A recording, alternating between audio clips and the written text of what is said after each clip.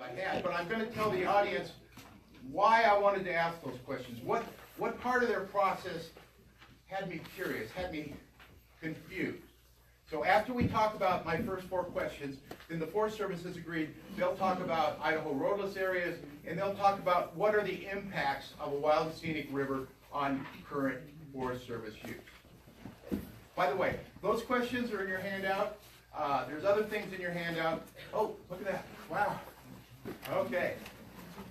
I'm not bragging, but this picture was taken in my front yard. I live in Elk Bend. I live right on the river. Yes, that is a steelhead. That picture was taken last week. There are steelhead in the river. Yeah, but it's not good. You can't see it, but there is no fin there. There is no fin. And by the way, the evidence has already been eaten. So, and the CD is not for the Fish and Game, it's for the Forest Service. One more picture. All right. I've heard that Josh is actually a sheep hunter. He's interested in bighorn sheep. This picture was also taken from my front yard. This is looking right across the river at a ridgeline about 400 yards away.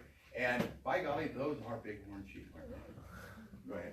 Now, the reason I showed those is to make the point, but we are blessed by living in an area that is very beautiful. We have a lot of game. We have fish. We have a wonderful place to be. Hopefully, nobody would question that. I mean, for my front yard, it is just an amazing thing. But does that wonderfulness really lead to declaring something to be a wild and scenic river and taking it away from our Forest Service in terms of their management plan and using another plan to manage it? That's really the question we got to look at. So I wanted to talk about the things that the Forest Service had no control over, things that are not their fault. And I didn't understand this when I started. And I asked them some questions early on that really don't make sense now that I understand the process. But you might ask, why are they even doing this? Well, the answer is they have to. They're required by their rules to do a forest plan. When they do a forest plan, they're required by their rules to do a wild and scenic river study and a wilderness study. They have no choice. Okay, so blame Washington. When they declare a river to be wild and scenic, they have to take what's called a buffer, a quarter mile on each side. That's 320 acres per mile, and they have to treat that corridor as a wild and scenic corridor. Why do they need so much land? Not their fault. That's what the law says. They have to do it. They have no control. Why would a 2-foot wide creek that dries up in the summer, why would they even consider that? Well, they have to. What the act says is anything as small as a rivulet, which is 2 feet, and even if it dries up, it's considered free flowing. Now, this may not sound right to us, may not sound right to the Forest Service, but they have no choice. It's not their fault. Why did they contract out this study? This whole eligibility study, and if you haven't read it, take some time. It's 540 some pages. It's a huge monster. I mean, that is a big elephant to eat. We all know how we eat an elephant, right? Little one bite at a time. But why did they contract it out to a company that headquartered in Boulder? Why didn't they do it themselves? Okay. SCNF had no choice. This contract was let out by Region 4. To my knowledge, SCF had no part, they contributed nothing to this contract. This contract was, I don't want to say forced upon them, but this contract was given to them. Okay, so don't ask them why they spent $141,000 paying this contractor in Boulder. It's not their fault. Go to Utah. Last thing is, when a river is deemed eligible, there's no suitability study. Or after the suitability study is completed, they treat that river as if Congress had acted.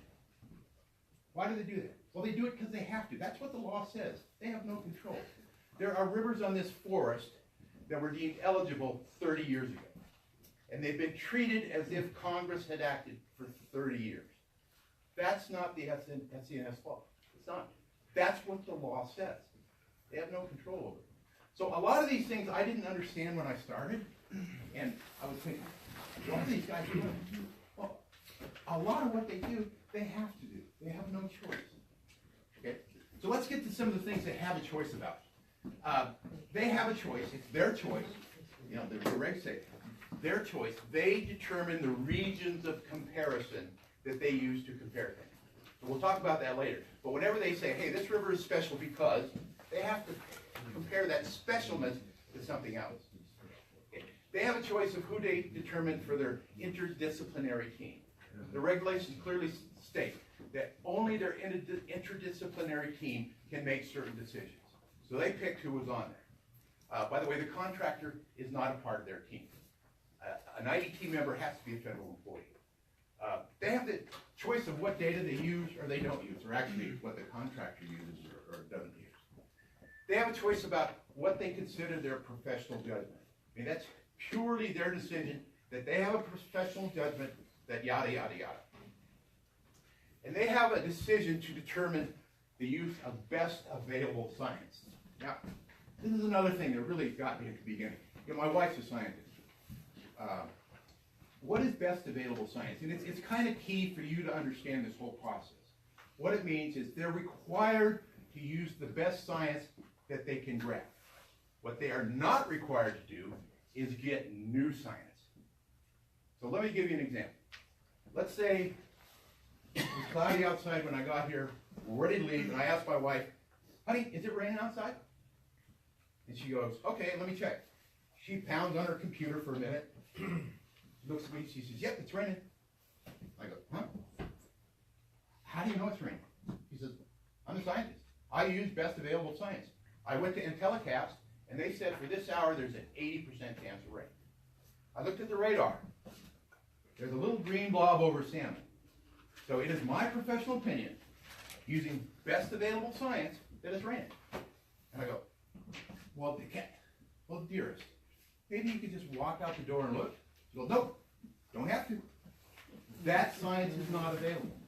I'm not required to create new science, i.e. the look. So that's kind of what the Forest Service, the position there. They could go look if they wanted, but they don't have to. So for instance, as we talk about things that are scenic values, or we talk about what's visible on the ground, or we talk about a plant that was seen 25 years ago. You ask them, well, did you go out and look at it? The answer I've gotten, and maybe there's different answers, but nope. Well, shouldn't you? Don't have to. Okay. So on your handout, there's a little cheat sheet. This is how you would determine if a river is eligible to be wild and scenic. I'm not going to go through the first three. They're pretty simple. I mean, it's either in the river or it's not. Next slide. So what I'm going to talk about is this idea of, in order to be a wild and scenic river, it must have an outstandingly remarkable value. Outstandingly remarkable. Well, that could be in the eye of the beholder, but it's very definite. Their regulations say, to be outstanding and remarkable, okay, it has to be rare, or unique, or exemplary. Okay? Has to be. They have no choice. If they can't prove it's rare, or unique, or exemplary, it can't be a river. Go ahead. So, what is rare, unique, or exemplary? Now, they may have another definition than I do. That's fine. But I went to Webster's dictionary, pretty commonplace. So, rare is defined as being seldom occurring or found, uncommon. Now, that makes sense to me. Unique is defined as being the only one, the sole, the single thing. And exemplary is defined as deserving imitation because of excellence. So again, there may be other definitions, but I think in your head, as you go through the report, as you look at things, those definitions seem pretty reasonable. Rare, unique, or exemplary. Well, I'm going to be saying that over and over again. So there are 9 types of these outstandingly remarkable values. I call them specialness. There's 9 special things. Okay, there's scenic, recreational, fish, historical, geological, cultural, ecological, wildlife, and botanical. So to be a wild and scenic river, a river must have at least one of those outstandingly remarkable values, one of those specials. Now a river could have several of them. I think Panther Creek has scenic, recreational, and fish, and cultural. The Salmon River, the main salmon, only has one, wildlife. So they have to have at least one, but they can have as many as they can prove. So again, it's important to talk about the regions of comparison. How do they compare the river at my house to a river somewhere else? Go ahead. So for geology or ORB, if it's special in geology, they've determined, not me, they determined that they're going to look at whatever is in the forest, if it has a geological specialness, and they're going to compare it to this other big area, which is 99,000 square miles. Go ahead. So they determined that for wildlife, botanical, or ecological ORB, that's critters, plants, and ecology, they're going to have to compare anything in the forest to this area of ecoregions. Again, they determined these regions. I didn't. Go ahead. So for fish, if the river has a special value of fish or recreational, they've got to compare it to these hydrological basins. Again, we have the picture of the forest, and those are the areas that they have to, they don't have a choice. They have to look at the river, make a professional opinion that compared to all the other things in this area, this particular river is, what is it? Rare, unique, or exemplary. Go ahead. So, first of all, I'm going to use 4 examples. The first one is the main salmon river. Now, some of the rivers in the report, and there's like 68 of them, they're in places I'll never see. They're in the middle of the church, or they're way up on a mountain. I don't know where they are. I don't know. I've never heard of them. But this is a river I think we can all relate to. This is the main salmon river. Okay, this is easy to find. What you do is you get in your car, you drive to North Fork, make a U-turn, right? Pull over the side, set your odometer to 0, start headed back toward town. So the first 0.8 of a mile on your odometer is not, excuse me, they're not considering. But for the next 8.8 miles, i.e. until your odometer hits 9.6, look out your passenger window as you drive along.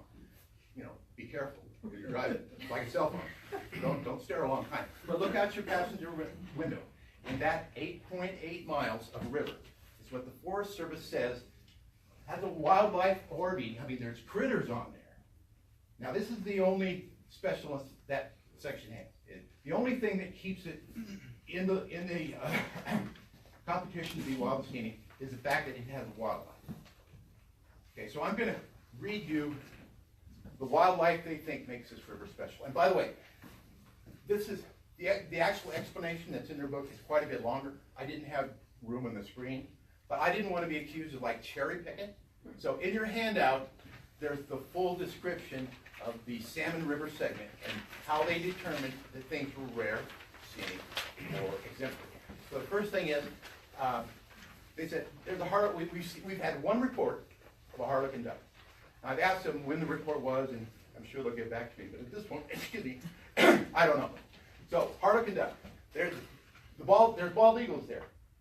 Okay. There's osprey, and there's river otters. Okay. Only 4 critters. Now, it took me about 30 seconds to get on the internet, and I looked up harlequin duck. It would have taken me 10 seconds, but I misspelled it twice.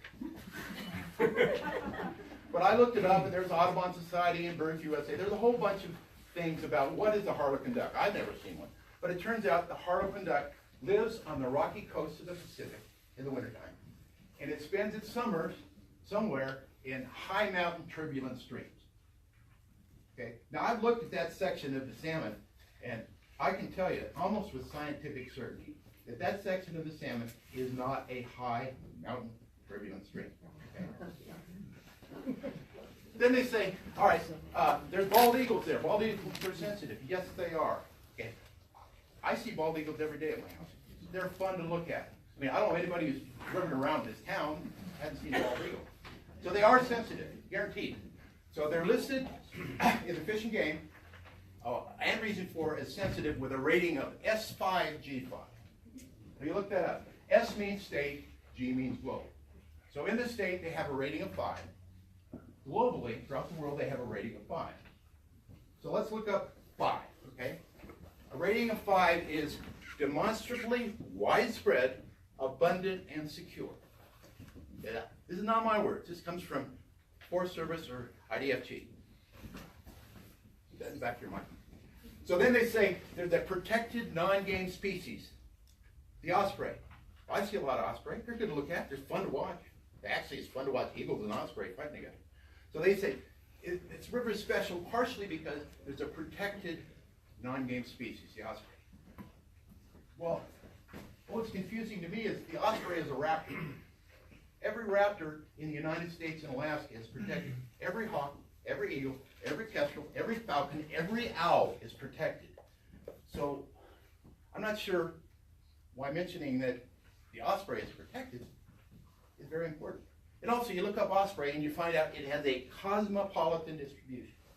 Now, first I thought, well, cosmopolitan must mean they like New York. Well, no. What it means is its range extends across most of the world, which is a pretty big area. Okay? And then the last thing they mention is a river otter. Okay? Now, a river otter is a game animal. I can go harvest one and make some gloves or a hat out of it. Okay?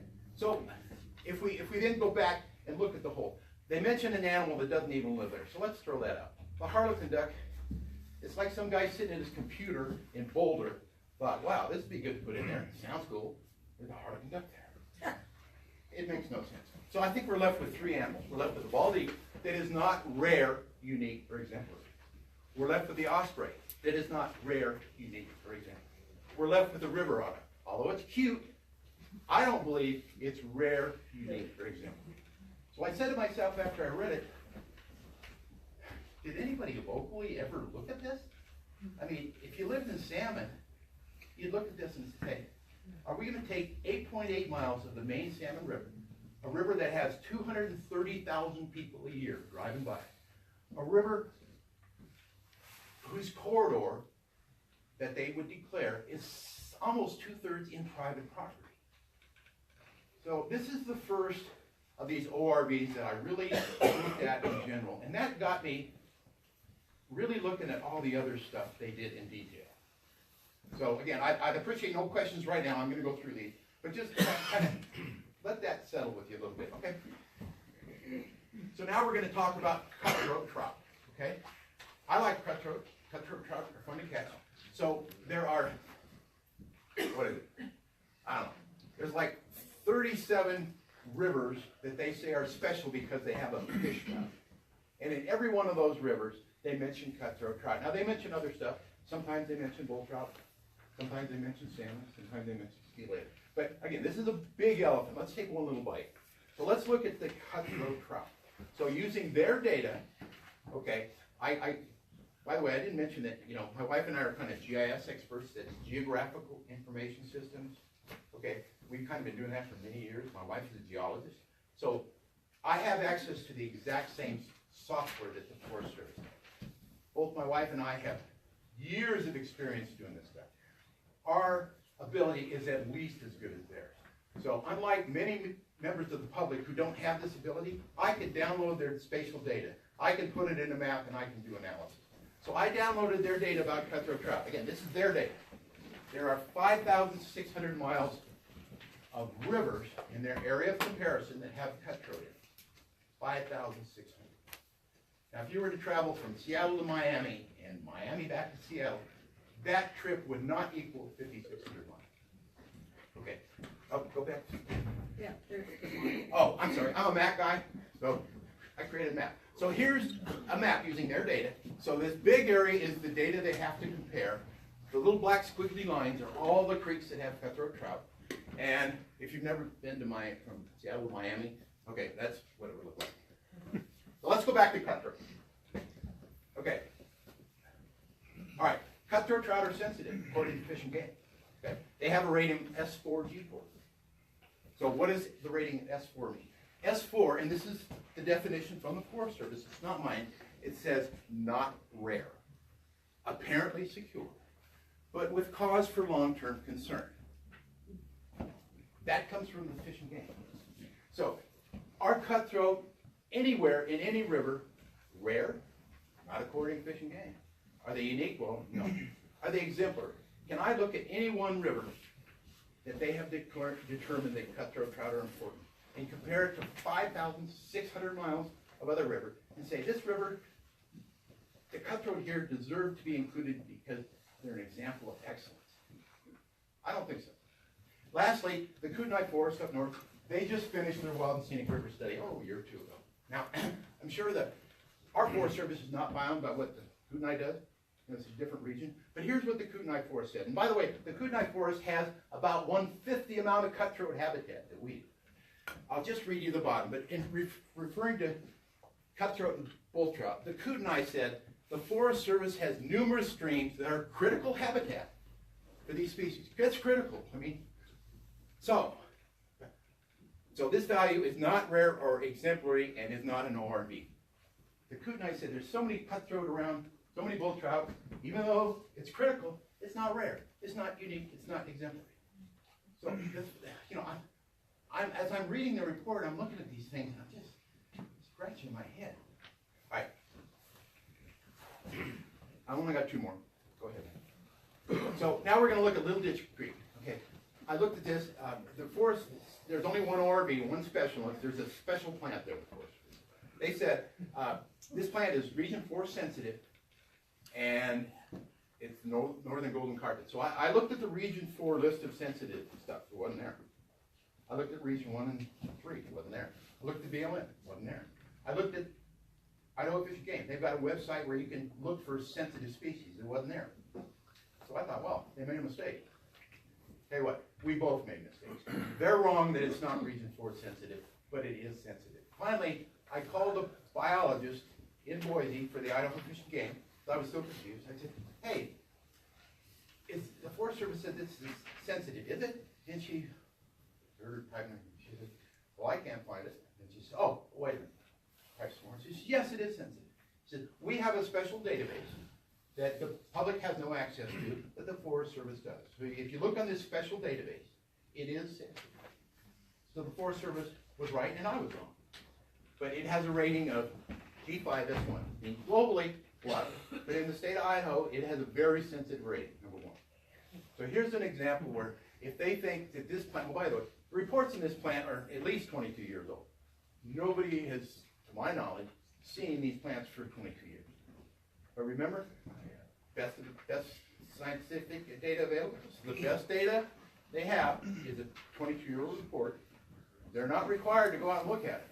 So in this case, for this particular value, they have every right to say, yeah, it's our professional opinion that this is rare, unique, exemplary, and it rises to the level that we want to protect it under federal law.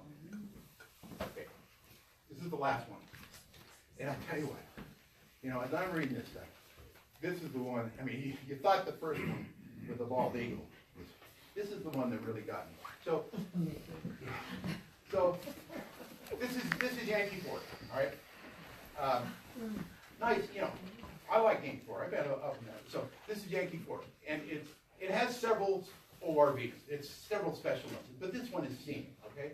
So as I'm walking through all these things, I asked the forest about scenic values. And did you ever visit any of these rivers that you said were scenic?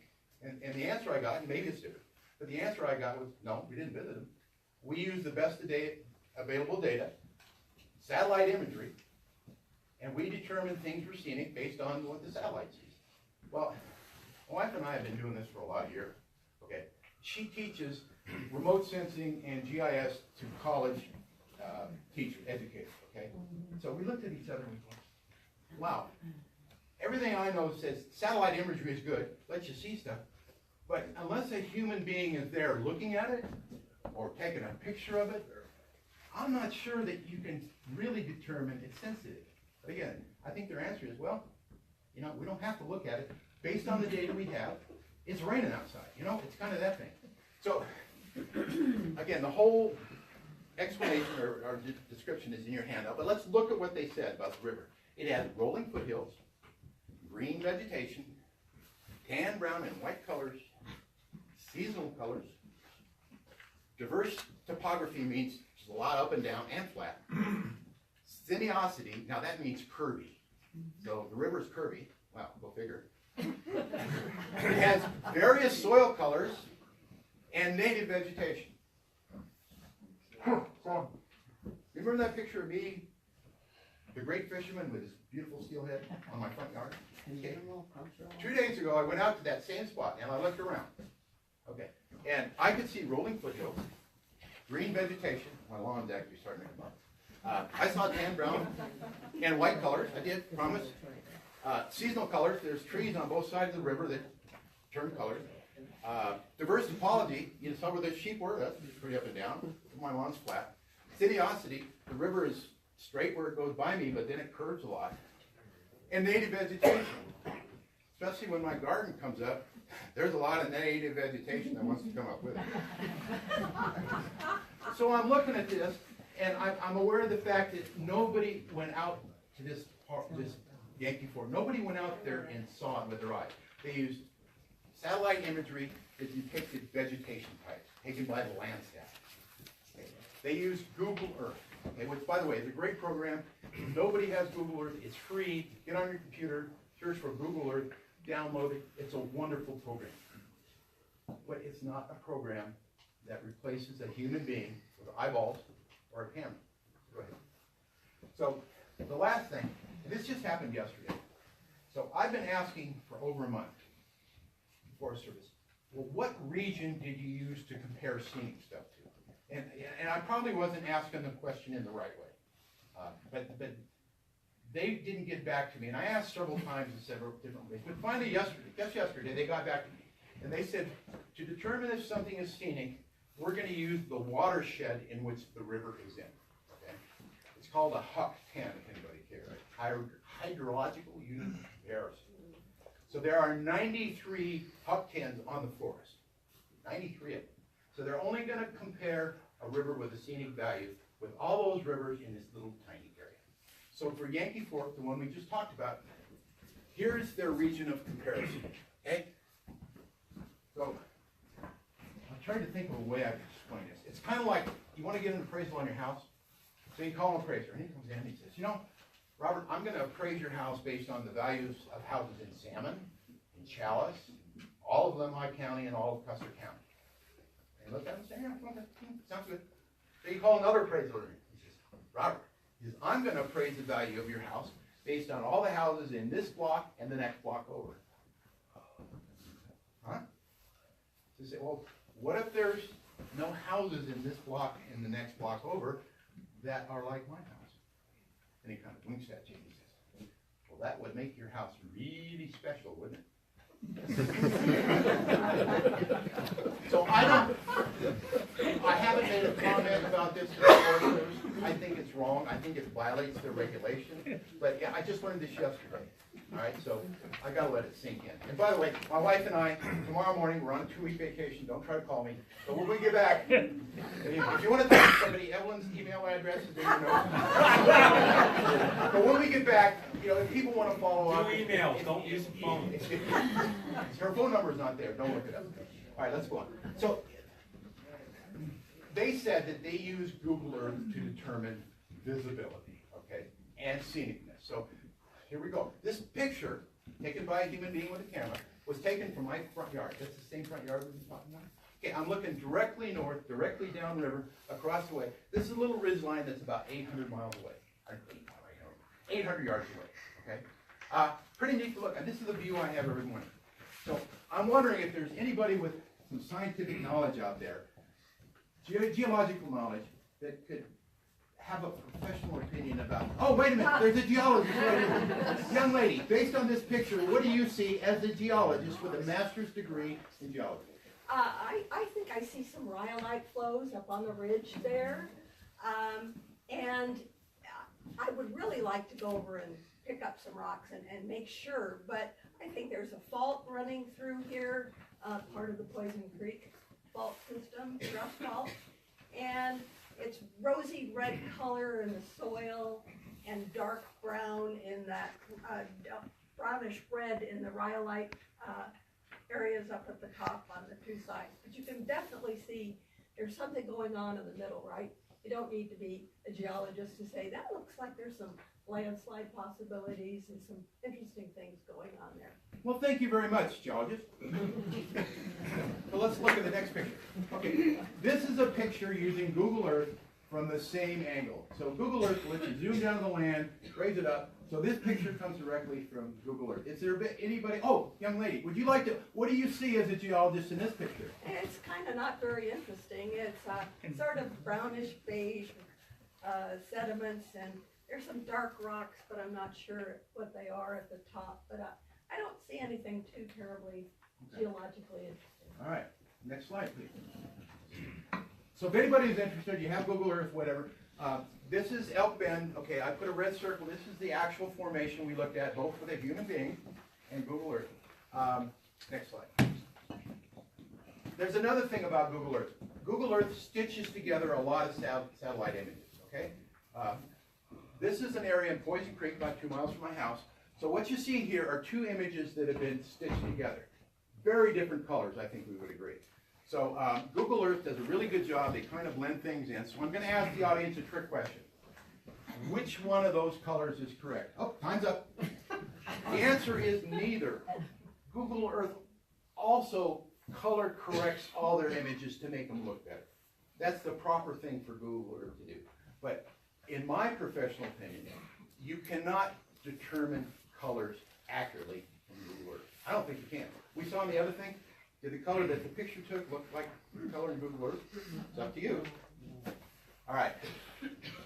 So, on to the part that the Forest Service has agreed to help us with. So, if you don't know about it, there's a thing called the Idaho roadless rule in Idaho roadless areas. So in 2008, the Forest Service and the state of Idaho got together and they decided to manage these roadless areas in a very different way than the Forest Service. Okay, they made an agreement. Okay. Part of that agreement is the Forest Service can't change these IRAs. They can't in the road. Only the chief of the Forest Service, and actually the Secretary of Agriculture, but only the chief of the Forest Service can make changes. And if he wants to make changes, or she, they have to give a 45-day public notice, an opportunity to comment. So my question to the Forest Service, and I really don't know the answer, it's confusing to me, is once these rivers are designated, once they are deemed suitable, okay, remember, as soon as they're deemed suitable, they're treated as if they are wild and scenic before Congress acts. Once they're deemed suitable, what happens to those rivers that are in Idaho roadless areas? Because the Forest Service can't change that. Only the chief can. So, would one of you guys like to educate me? Because I'm still confused about that. Yeah, so whether something's suitable or not isn't going to have any, it's not going to change the roadless designation of those areas at all. Like you pointed out, Robert, only the chief of the Forest Service can do that. Okay. So, so you're saying you can declare a wild and scenic river corridor inside of a roadless area, and you can treat it as if it were the Congress had acted and it was wild and scenic. And yet the chief has not done anything about that. He doesn't have to, in your opinion. Not for wild and scenic. That's part of the the forest plan revision process. So its status as a roadless area isn't affected by the wild and scenic designation. They're not exclusive. You can manage an area as roadless.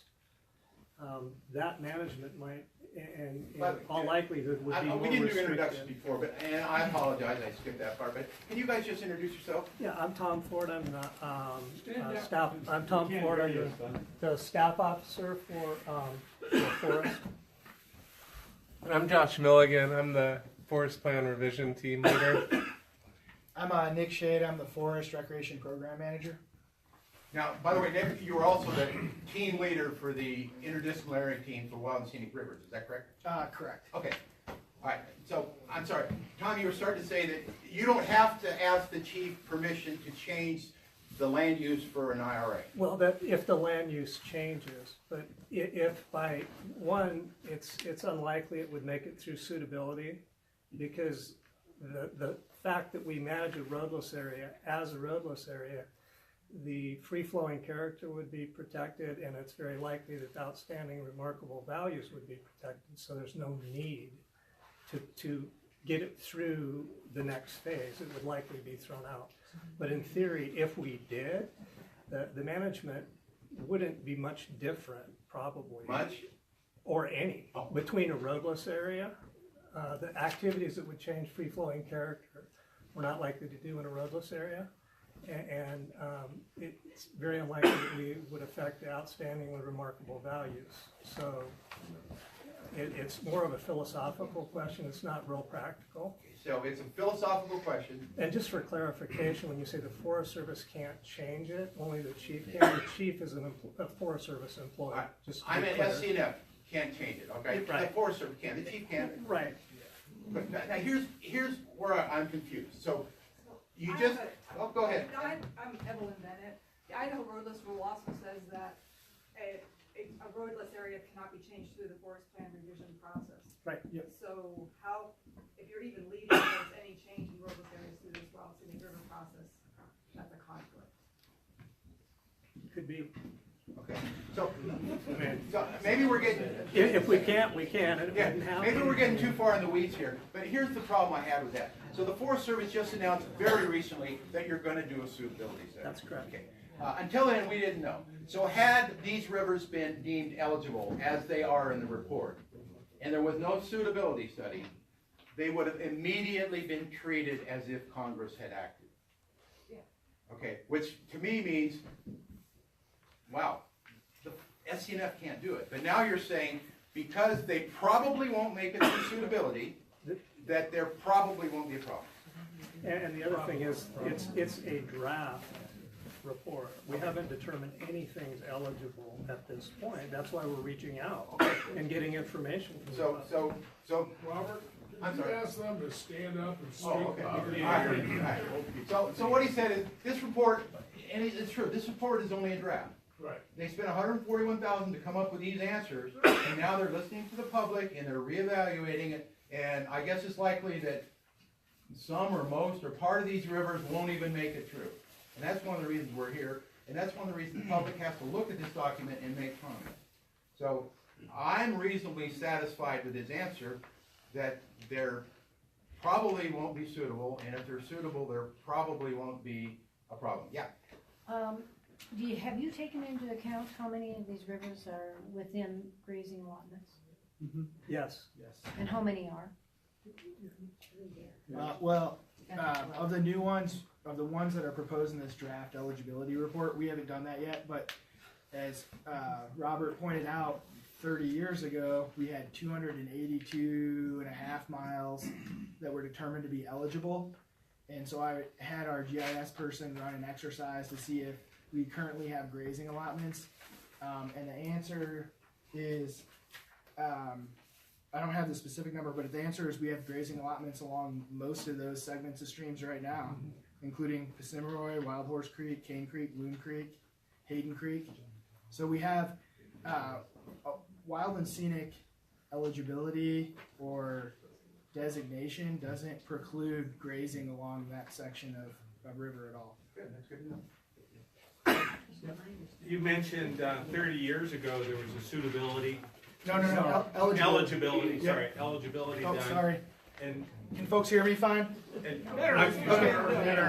I'm Len Bennett, and so out of what was done 30 years ago, what has been cleared and released?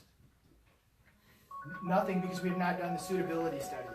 So, So- it's more it's so- complicated. It's my understanding though that once it's made eligible, is that the correct word? It's as if Congress acted on it, so it's in fact de facto. And it was done 30 years ago, and there's been no forward movement on it, and now there's another effort to add some more de facto, and how long will it sit there? Well, we've said we're going to do suitability. Region 4 said we're going to do suitability. We're planning on doing suitability, and we'll do suitability on not only what makes it through to a final report, but we'll do suitability on what was done 30 years ago. When? We'll be done by 2020 right now. The forest plan was done in 1988. It was supposed to have been replaced 10 to 15 years after. It's been 30 years. That's why we're doing it concurrently with this planning process, so we don't wait. But you're gonna roll in some more eligible that's gonna get locked up in a de facto congressional status. Now, it's my understanding that's not true. No, we're going to do suitability. We're going to do suitability. We've been told we're doing suitability. In fact, American River sued us in the 1990s for the fact that we did not do suitability, and there's a lawsuit that says, yeah, you've got to do suitability.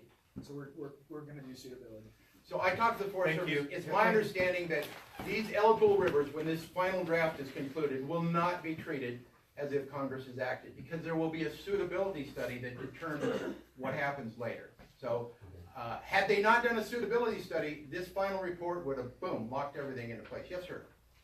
In regards to grazing, are any of you familiar with the, what's referred to as the Oregon Trilogy?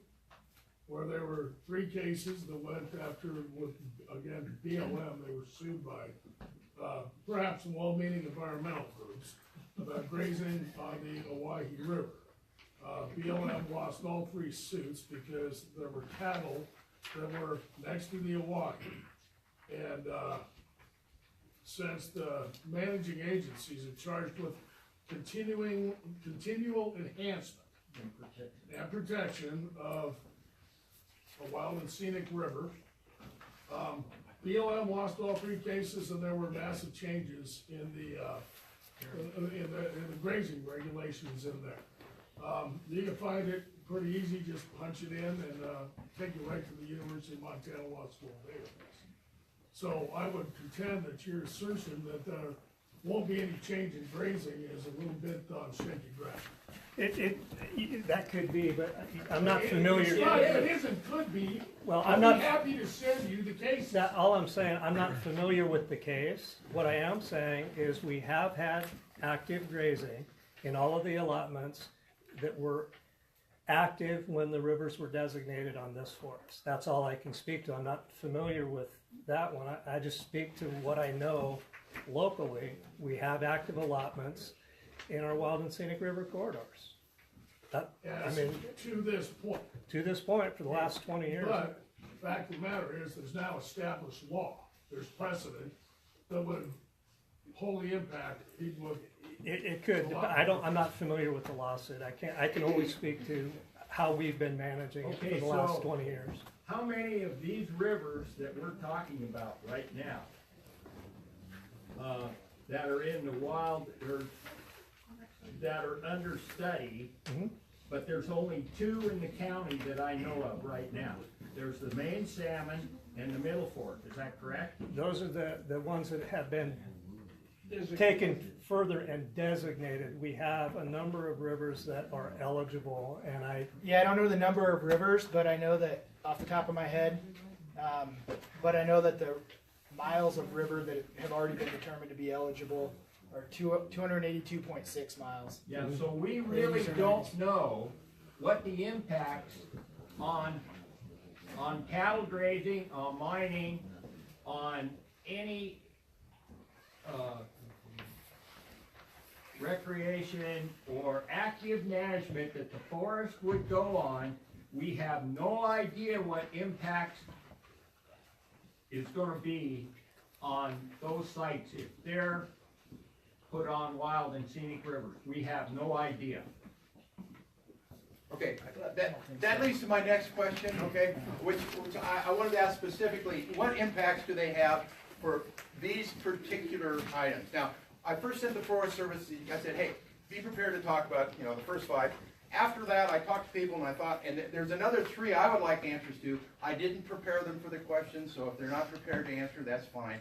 But I think water rights, mining, and private property are other things that are important. So remember when I talked about the Maine salmon, that 62% of the corridor is on private property? I mean, I don't know what that means, but I'd like to. So moving into this specific question, maybe if you could just go down the list easily and tell us what impact, if any, a wild and scenic corridor or river, or the ability to go back and forth across it for some reason, because I really don't understand it. Who wants to start? Should I go with fuels reduction or firewood? Firewood? Firewood. Firewood. So I had our GIS person run a query on firewood collection on currently eligible rivers. The corridors.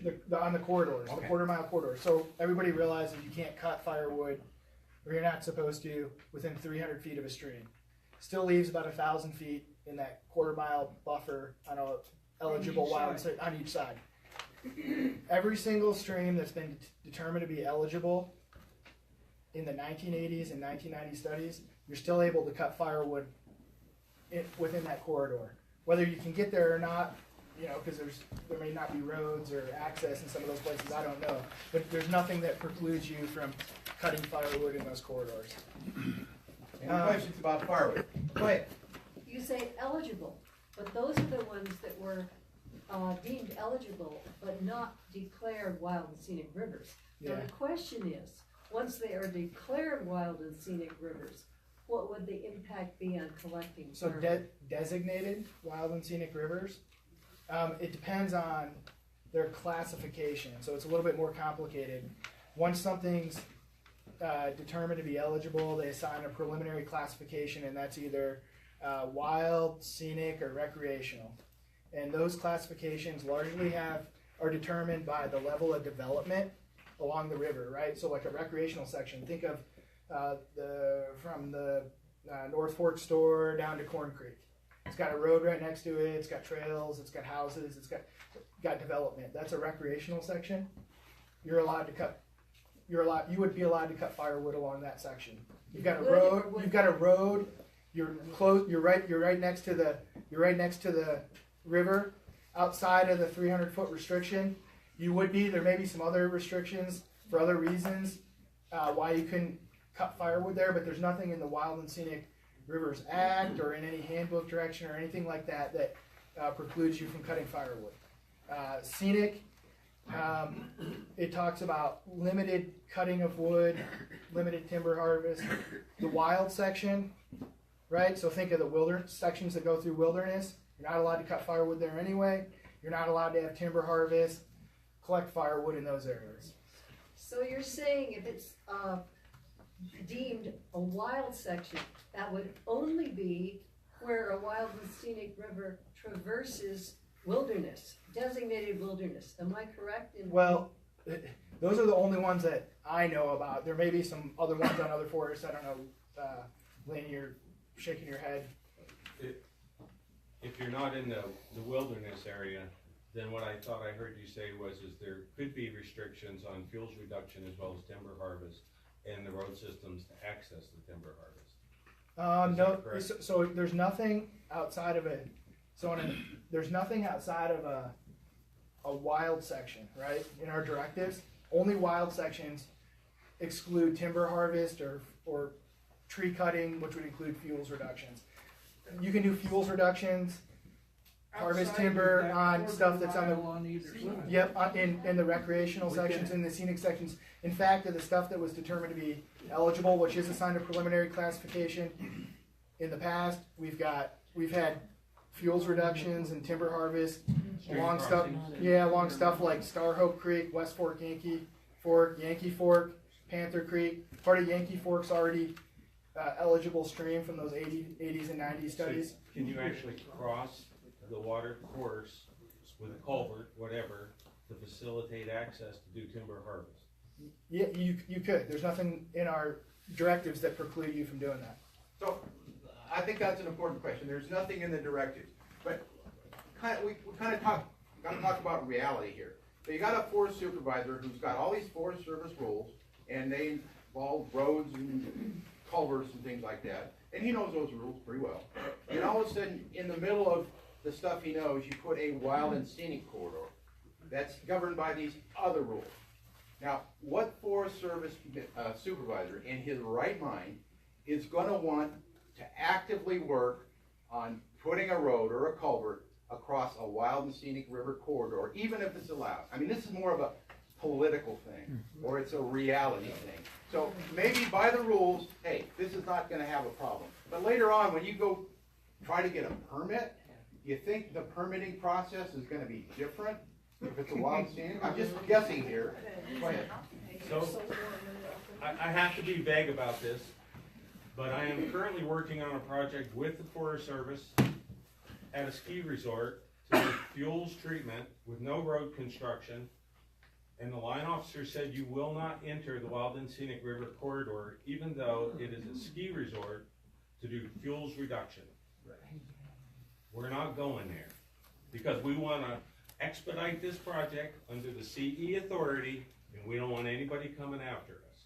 De facto locked up. I've seen it a lot in my career, and I think some other people would probably reflect the same kind of a thing. that's a concern. Yeah, that's a legitimate concern and, a great comment. at All this right, point. we can come back to this, the public's gonna have, quite a bit of time. So, planting flag, field reduction, timber harvesting, kind of the same. Same thing, yep, grazing. I spoke about grazing. We've got allotments on the majority of the stream segment or streams that have been determined from those 80s and 90s studies to be eligible. Emergency response, fighting fires, nothing. I'd like to talk about grazing. In Okay. 1987 and 88, we had 170,000 acres in the two forests combined. Right. Down to 100,000 and predicted by your draft assessment to go lower.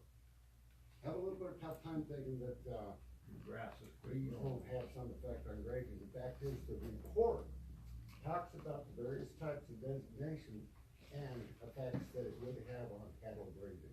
Right in the report. Okay, any effect on emergency response, responding to fires, cutting in a temporary road, fire break or whatever, that's any different? There's nothing in our directives or the act that preclude fire response. Now, the last three questions, again, I didn't ask you about them in advance, but if you're prepared to talk about them, I'd appreciate it. Yeah, water rights I can talk about. We don't take people's water rights away.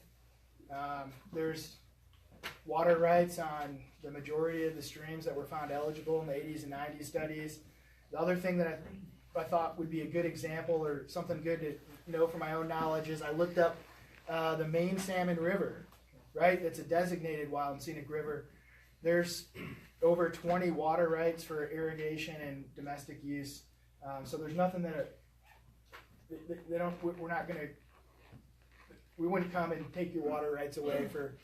Question there, sir. Designated I river. have a comment on that. I know a lot about water. I'm Bob Laux, and I've been here for almost 50 years, which means that I couldn't know anything.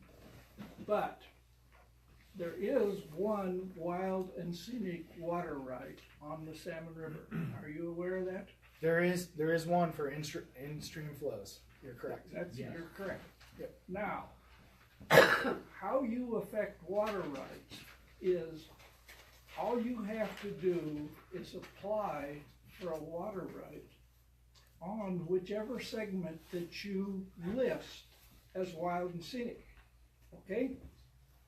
Now, the state of Idaho spent over $1 million developing that water right at Shoup. Federal government spent at least $2 million. Okay, personally familiar with that. All right, so now we take this little 1.2 mile creek that runs intermittently, and how much water right are you going to ask for? You haven't got any idea. So we got to contract a study, right?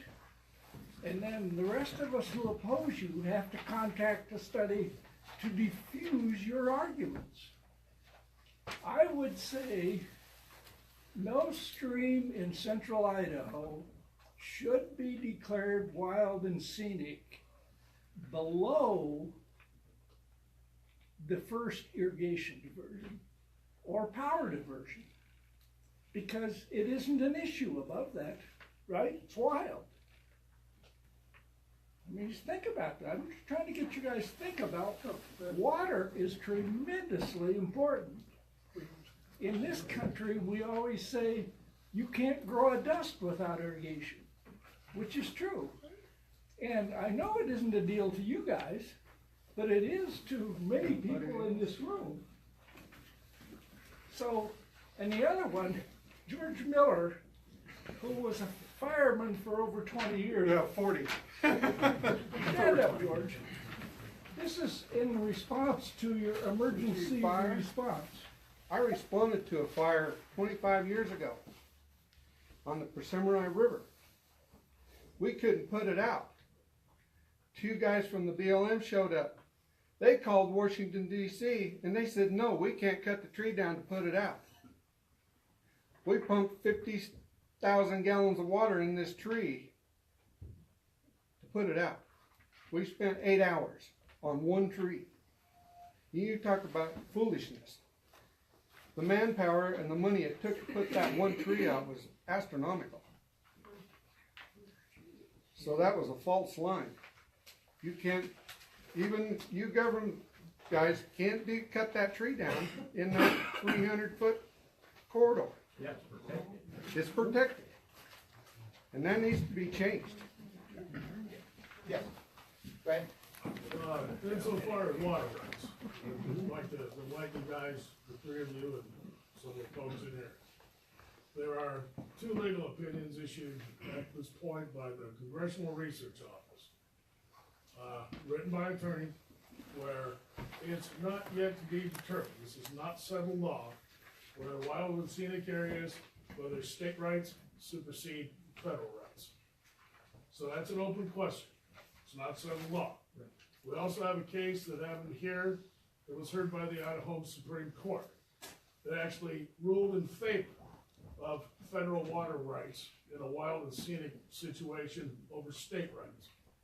So this is not yet settled law.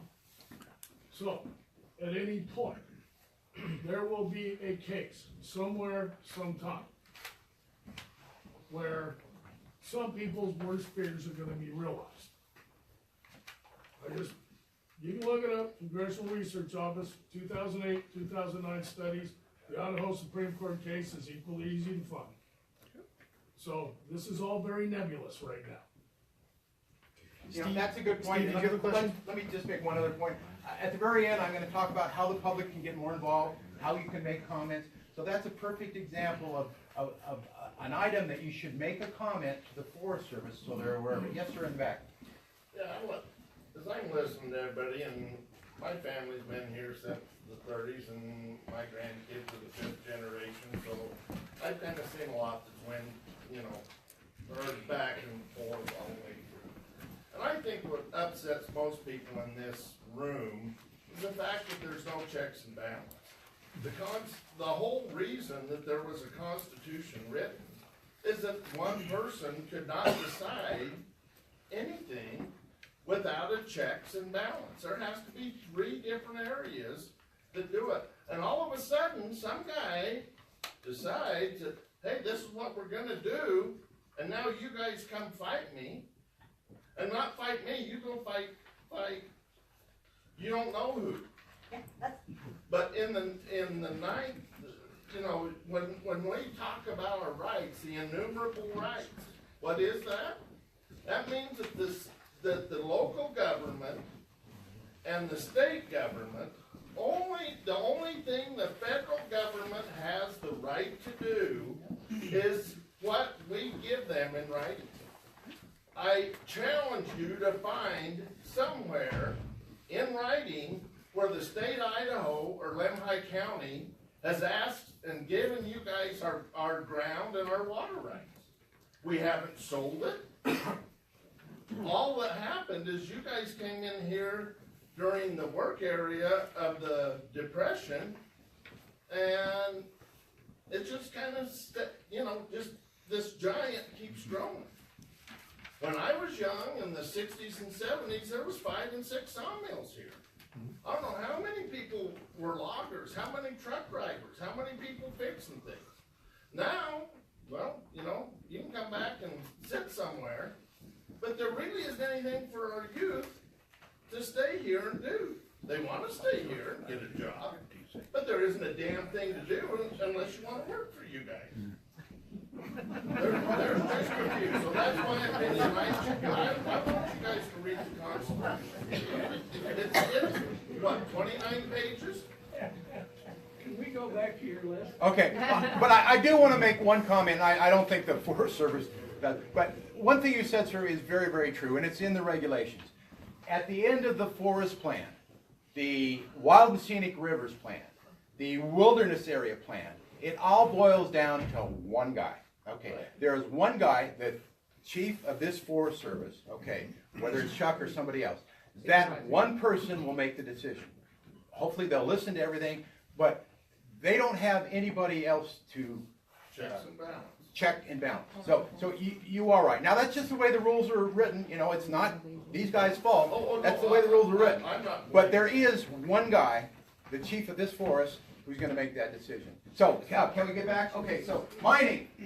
I don't know anything about mining. My wife does a lot, but will any of this stuff affect how you mine in a river corridor? Yeah, I don't know the answer to that question, Okay. Robert. That's something I have to get back to you on. In private property, I was reading some stuff today, but I don't know. Hang on, question there, sir. There will be no placer mining within the quarter mile either side of the designated, river, whatever you wanna call it.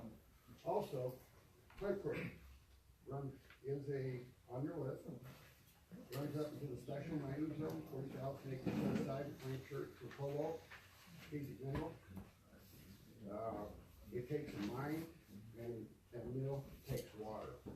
And under the Wild and Scenic, keep that free flowing, you can find the water right on it, and it will be a taking action as well, so it will have an effect on the operation.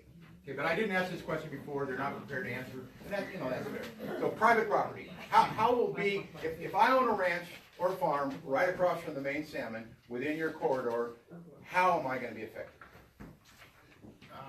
Yeah, I don't know all the nuances on that, but I would suspect that we haven't gone after any property that I know of on. Well, you're not going after it, you're just saying, my ranch is now in a wild and scenic corridor. You're not going after it, but.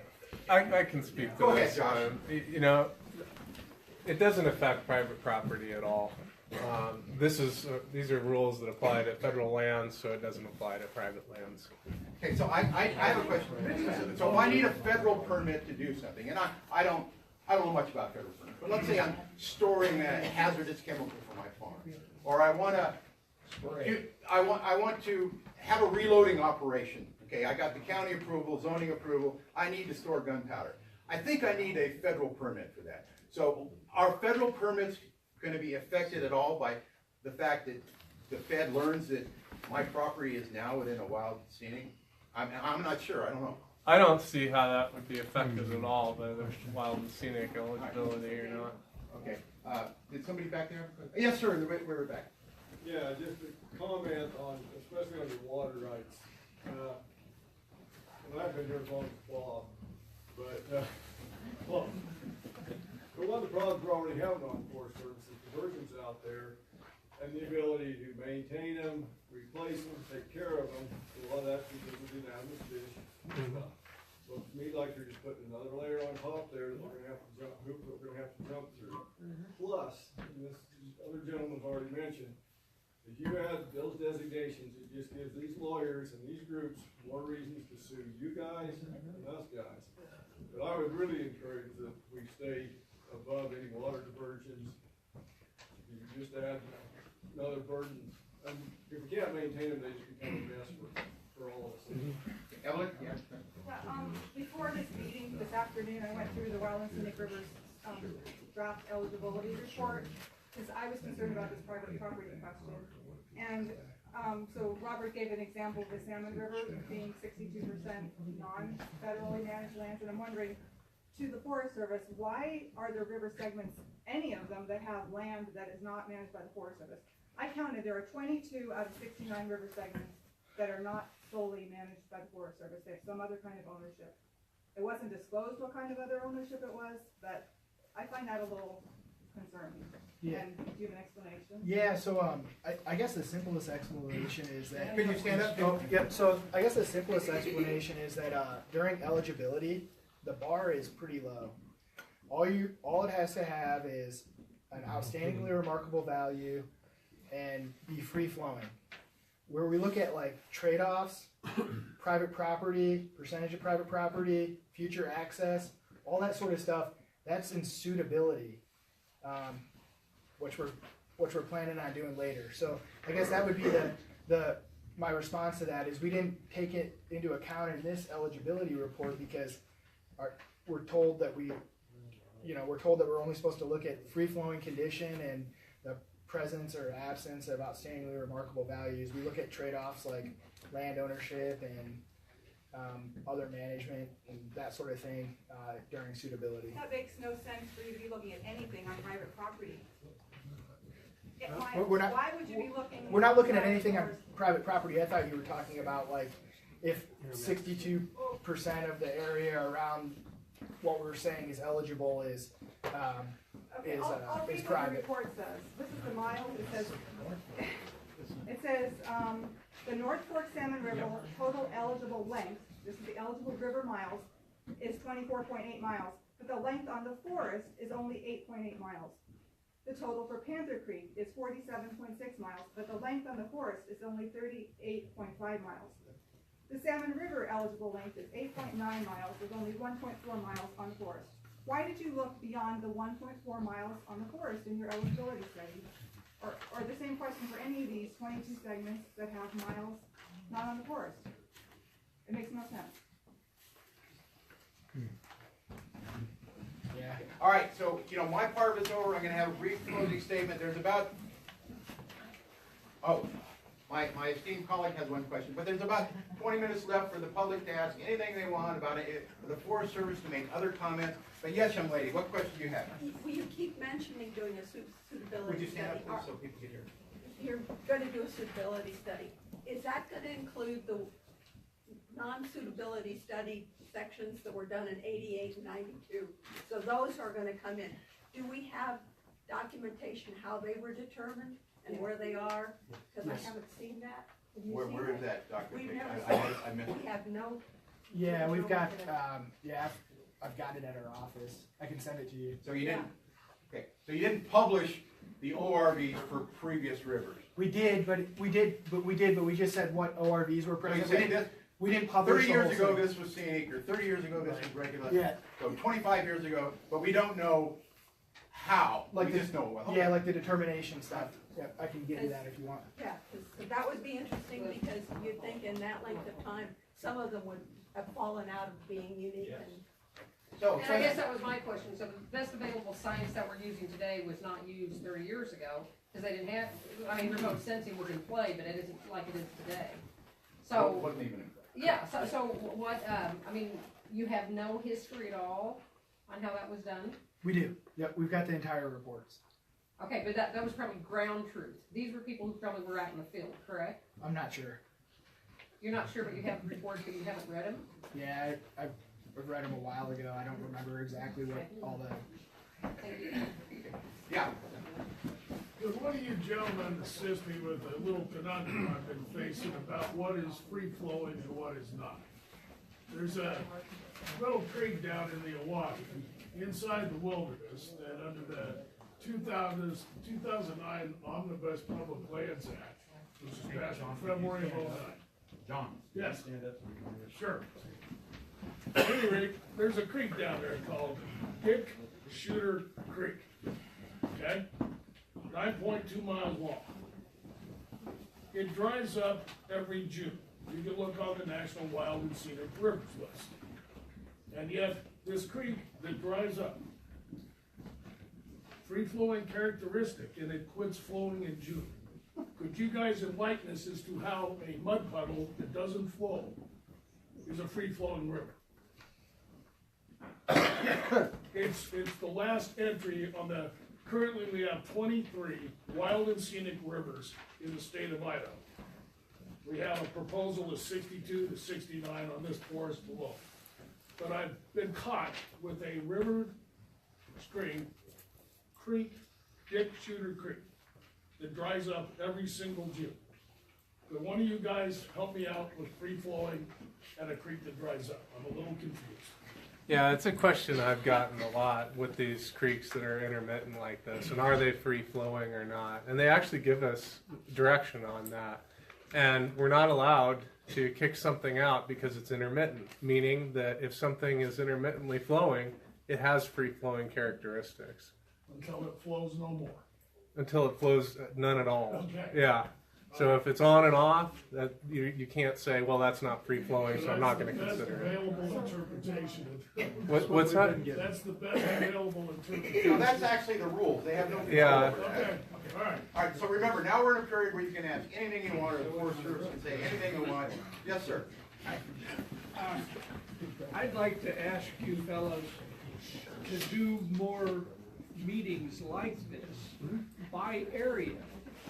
For example, I'm not gonna read 560 pages to find out which creek segments in the Lemhi that you propose. And all you gotta do is do a sheet.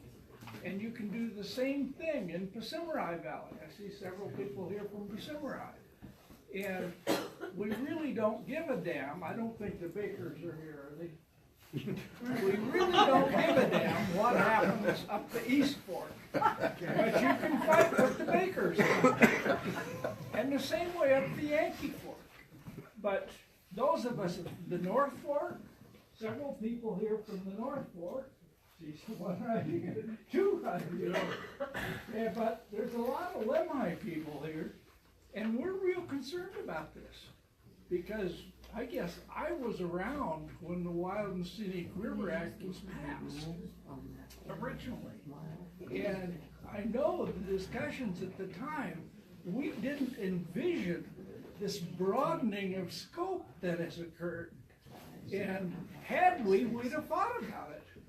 And no one's arguing that the Middle Fork shouldn't be a Wild and Scenic or the Selway. But when you get to Patterson Creek, are you proposing Patterson Creek? Yes, they are. George Miller lives on Patterson Creek. That's right. You think you got anyone there knows more about Patterson Creek than George? No, because I'm fourth generation. And Larry Whittier lives up on Goldberg Creek. You got anyone in the force knows more about Goldberg Creek than Larry does? I just don't believe it. So I think you need to have some area meetings.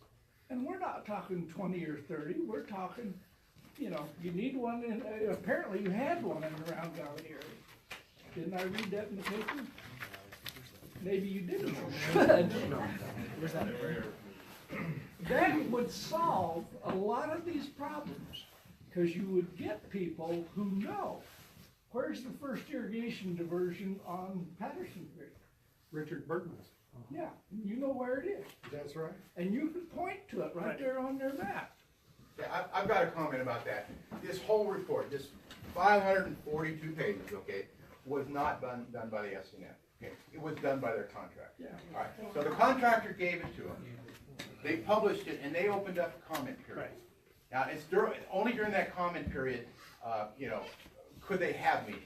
Now, they extended that comment period, but that comment period ends on May 4th. So, I don't know how much they can do between now and May 4th. Maybe they can extend it again, I don't know. But as the public, we only have a very short period of time to make comments about this particular report unless it's extended. So maybe one of your comments to the Forest Service in writing should be, hey, extend it and have a meeting in Persimmon. Have a meeting in Little. You can make that comment. Whether they do it or not, that's up to them, certainly. You pointing to me? Yeah, I am.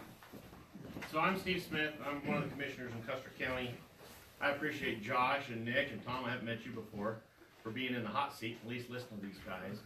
So I'm on the other side. I don't have all the limhi goings on, but I'm just saying, Nick, when you were talking, I'll make this fast, a couple comments. When you're talking about water rights, not going to take the water rights, I think even a more appropriate concern is the maintenance of those water rights and those head gates. I mean, I'm not necessarily worried you're going to take my water right, because I know you're on a losing battle there, but as far as maintenance on the heading or a diversion, the maintenance is a huge issue. The problem that I have is sometimes, now we're talking you guys as bosses, not you guys, but Josh, you're heading this up trying to make things better, and so I got a lot of hope that you're going to fulfill that, okay? The problem is a lot of times in the Forest Service, they're using the 2012 rule and they're treating it as law. It is not law. It's in-house policy. So correct me if I'm wrong, but the NEPA is one. The Multiple Sustained Resource Act is a second one. Forest Rangeland Management Act is a third one. The National Forest Management Act is the fourth one. Those four is what should be guiding you to determine this process, and not the 2012. I confronted that on Chuck Mark down in Mackey at one of the collaborating meetings, and he sent back an answer to me with the 2012 policy. That doesn't cut it. The problem is you guys are looking at these rivers and these streams, and you're saying, okay, we're gonna do a suggestion that this one might fall in the category, and you're gonna bump it up to the next level, to the next decision, whoever that is. The problem is we have repeatedly been in a process to where the government overreaches. So as soon as it gets out of you guys' hands, then we get the problem with the BLM, such as what was talked about, the tree on fire, or other stories we're talking in this room. We spent 8 years with the BLM fighting for our water rights underneath Babbitt, underneath Clinton. I mean, so it's no different than the wolf deal. Ed Banks said they're going to stay in the backcountry. He was a wolf biologist, agrees. So there is a danger of over encroachment and overreach by government. The problem is, and it wasn't addressed here tonight, and maybe that's not necessarily in detail, but the last time that Wild and Scenic Rivers and this process was done, they excluded the streams and the rivers that you're now talking about. So those that made the decision process then, did they have all their nuts and bolts in the same bin? Did they know what they're talking about? I fear this, that the environmentalists, the activist group, the extreme environmentalists, keep pushing and keep nudging the Forest Service, and they keep trying to get, okay, so West Yellowstone's a national park. That's obvious. But now they don't have that anymore to designate. They want to go after JMJP. It's just mind-boggling. So just use real common sense. Steve. That's all. I would like to make one comment, Josh. Yeah. You ought to put your press release, which I got by accident, in the paper, so folks know about this Wild and Scenic. And one of the items that he wrote in there is public support for Wild and Scenic designation. And I think our county commissioners ought to be taking a look at that list and seeing if what they support in those for both counties. But that was one of the criteria that you had in there. So we don't want a lot of Wild and Scenic, make their voices heard. Thank you. Josh? Yeah. You say this thing was written by a group in Colorado, someplace in Colorado. That's where the contractor's located. Colorado was that? It's in Boulder. Yeah, I live in Colorado, we used to call that hippie heaven. This thing, this whole report sounds like a legless man teaching running. Yes, ma'am, right there. I have a question. Twice before, there have been Wild and Scenic designations made. One was the Middle Fork and one was the Salmon. And now we have this list of 60, 70, 80 streams. When all this study gets finished, and Chuck Mark decides what to do, how many of these is he likely to pick? I think that's up to, Chuck, and I think it'll be up to weighing the trade-offs that, go along with this. I mean, that's what the second phase of it is all about, is figuring out what, is that in the best interest to have that type of designation? What is its impact on multiple uses? Is that worth it or not? So it's hard to answer that question and be trying to predict the future a bit. Yes, sir. Some of the stuff that I worry about is like, Stand up and. stand up. Like a couple years ago, Chuck Marks put out no motorized boats from Corn Creek up during the float season. Okay. They asked him who decided that, and he said, well, I do. And then, I was told later on that basically he was threatened to be sued because he didn't have the authority to do it, but he kind of leans towards the floaters for whatever they want. It seems like, the boating is, he will not fix a road unless it basically shows up for the floaters. And so I would have trouble trusting his judgment on every single thing, because it seems like it's pretty much like he wants to leave a legacy or something. I don't know what the deal is, but they were talked about policies,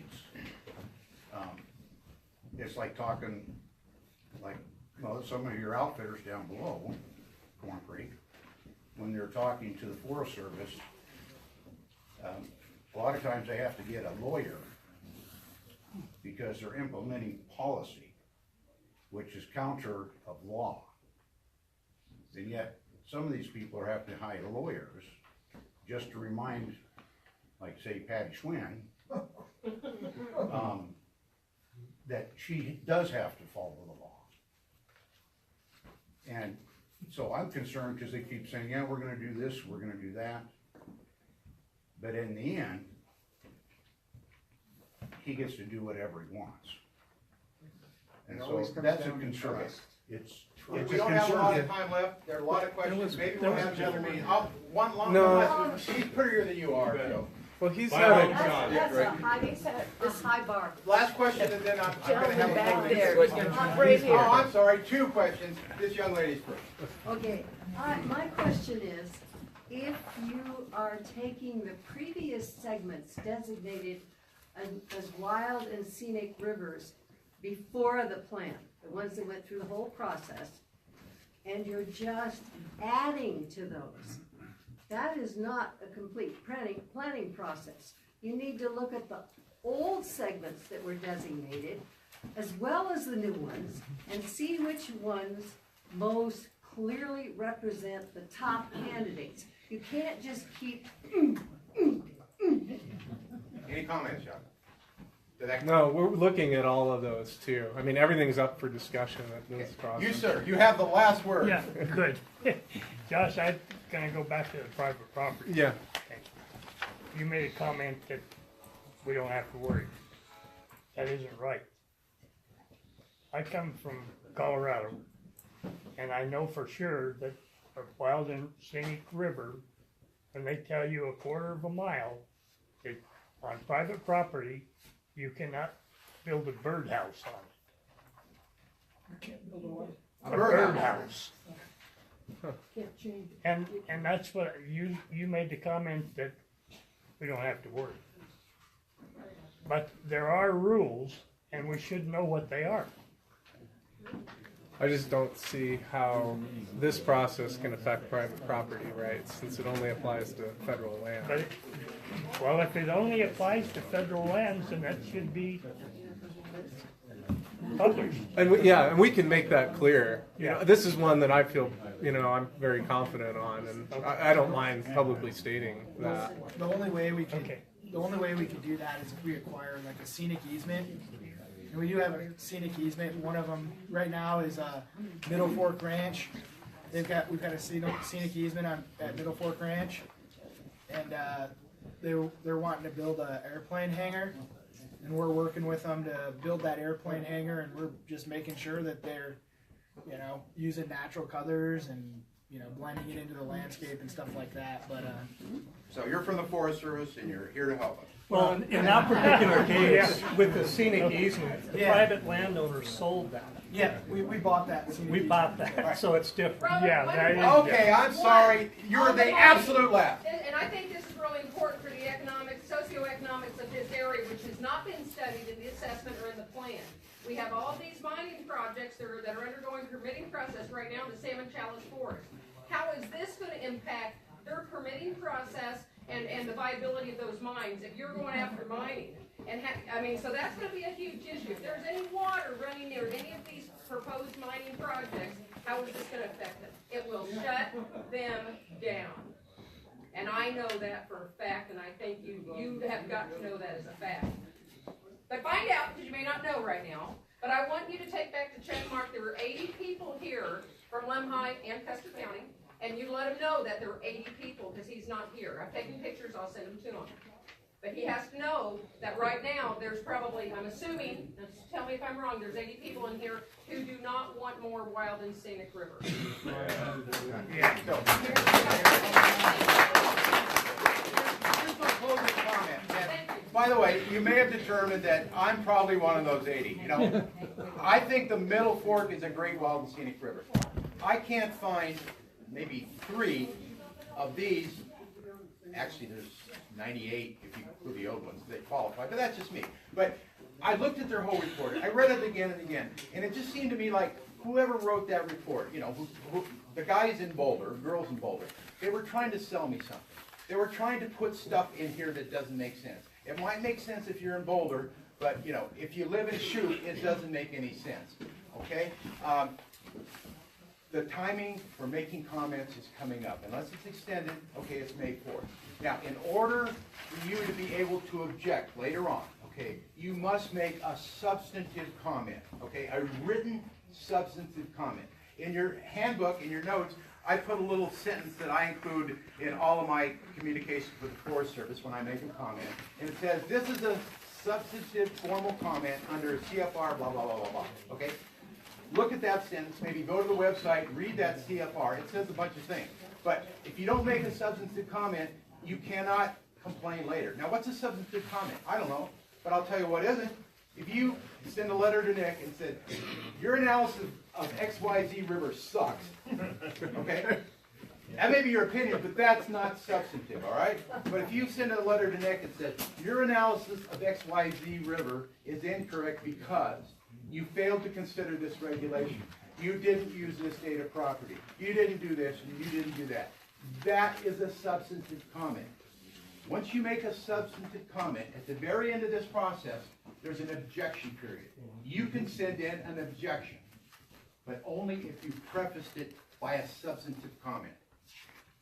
Okay? If you don't comment, you can't object. If you don't object, you can't litigate. And I assume that's true for county commissioners and state people. You know, maybe there's different rules for the governor. Maybe he can object. I don't know. But I would suggest that your state executives, if they have a comment to make, they ought to make it so they can object later on. And the next thing is, you know, preview of coming attractions. They said they're going to do a suitability study. They've kind of explained it, but here's the way I think about it. The eligibility study says what they can do.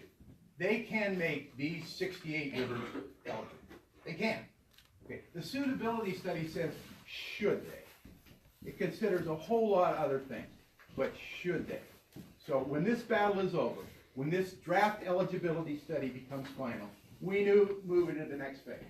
So get all your comments in right now, but let's be prepared to examine how they're doing suitability. A question I just thought of, but are you going to contract out the suitability phase? Probably. Probably. All right. So, all right. With best available. So the same guys in Boulder are going to do the suitability study. You know, I'm sorry to hear that, but So why are we not meeting with them? okay. So anyway, I said mine. I promised the Forest Service I would give them the last word. You guys have the stage.